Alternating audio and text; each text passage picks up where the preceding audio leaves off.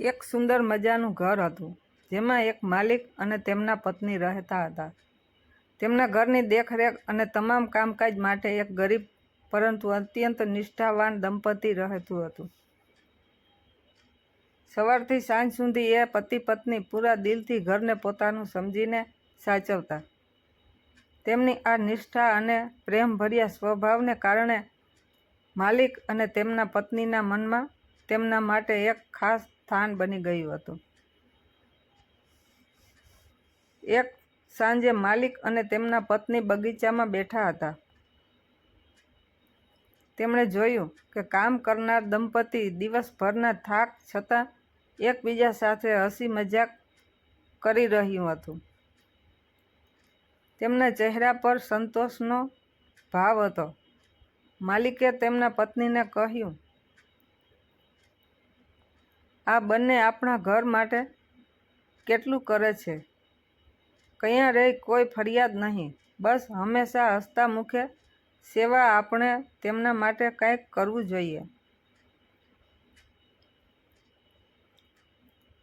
પત્નીએ શ્રીમત સાથે કહ્યું, "તમારા મનની વાત મેં જાણી લીધી. કાલે તેમની લગ્નની વર્ષગાંઠ છે. આપણે તેમને એક એવી ભેટ આપીએ જે તેઓ જિંદગીભર યાદ રાખે."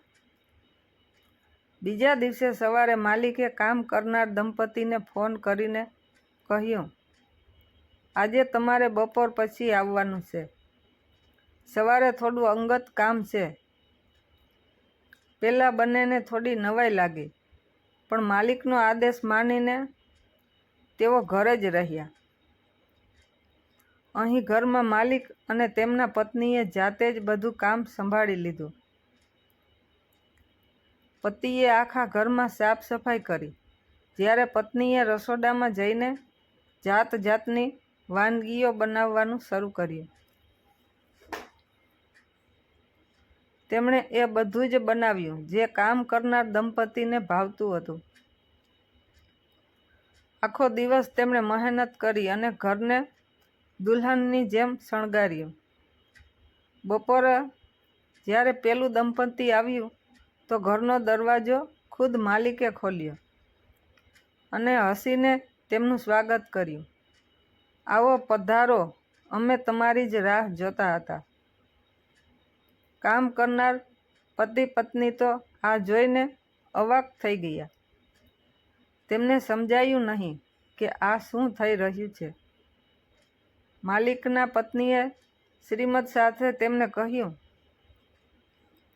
"ચાલો જલ્દીથી તૈયાર થઈ જાઓ. તમારા માટે નવા કપડાં પણ રાખ્યા છે." તેમણે બંનેને સુંદર વસ્ત્રો આપ્યા. જ્યારે તેઓ તૈયાર થઈને બહાર આવ્યા ત્યારે ડાઇનિંગ ટેબલ પર ભવ્ય ભોજન ગોઠવાયેલું હતું. માલિકે તેમને ખુરશી પર બેસાડ્યા અને જાતે જમવાનું પીરસવાનું શરૂ કર્યું. આ બધું જોઈને કામ કરનારની આંખોમાં આંસુ આવી ગયા. તેણે હાથ જોડીને કહ્યું, "માલિક, આ શું કરો છો? અમે તમારા સેવક છીએ. આ બધું અમને શોભે નહીં."